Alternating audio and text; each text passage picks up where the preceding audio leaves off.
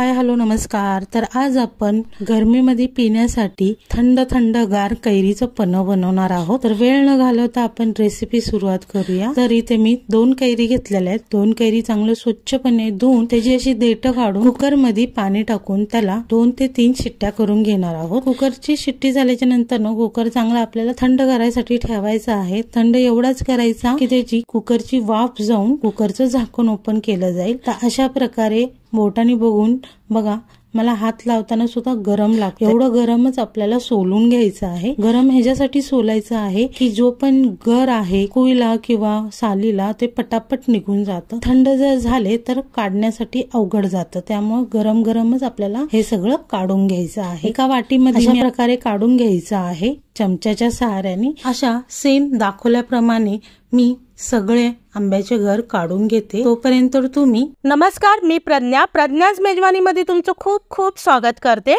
अशाच छान छान रेसिपीसाठी प्रज्ञाच मेजवानीला जाऊन लाईक करा, सबस्क्राइब करा आणि हो बाजूची बेल आयकॉन दाबायला। अशा प्रकारे आंब्याचा गर काढून झाल्याच्या नंतर 2 कैरी आणि अर्धी छोटीशी घरामध्ये होती माझ्याकडे 2.5 कैरी होती। 2.5 कैरीचा गर आपल्याला 1 वाटी झालेला आहे। तर आता हेच मिक्सरचं भांडं घ्यायचं आहे। मिक्सरच्या भांड्यामध्ये ते आपण कैरीचं पन्ह काढलं होतं ते टाकून घ्यायचं आहे। थोडीशी कोथिंबीर टाकायची आणि त्याचबरोबर थोडासा पुदिना टाकायचा। कोथिंबीर ऑप्शनल आहे, तुम्हाला नसेल आवडत तर नाही टाकला तरी चालेल। 1 वाटी पन्ह होतं तर त्याच्यामध्ये मी अर्धी वाटी साखर टाकलेली आहे। गोड तुमच्या आवडीप्रमाणे तुम्ही टाकू शकता। पाव चम्मच मी काळी मिरी पावडर घेतलेली आहे। चवीनुसार मीठ टाकलेलं आहे। भाजलेली जिरा पावडर नव्हती म्हणून मी भाजलेलं जिरं टाकलेलं आहे। त्याचबरोबर पाव चमचा मी चाट मसाला टाकलेला आहे। पन्हचंच पाणी उरलं होतं ते पाणी टाकून एक साधारण 2 ते 3 गरका करून घेतलेला आहे। या प्रकारे आपलं मिक्स झाल्याच्या नंतर आपल्याला सर्व करायचं आहे। तर सर्व साठी मस्तपैकी ग्लास घ्यायचा आहे। हे पन्ह तुम्ही महिनाभर वापरू शकता। काचेच्या बरणीमध्ये टाकून मस्तपैकी हे फ्रीज मध्ये ठेवून तुम्ही महिनाभर ह्याचा स्वाद घेऊ शकता। आता आपण ग्लास मध्ये 2 ते 3 चम्मच मी पन्ह टाकलेला आहे। थोडासा बर्फ टाकलेला आहे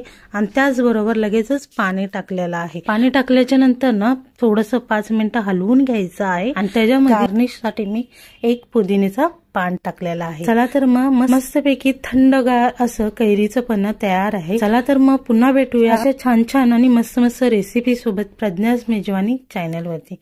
थँक्यू सो मच।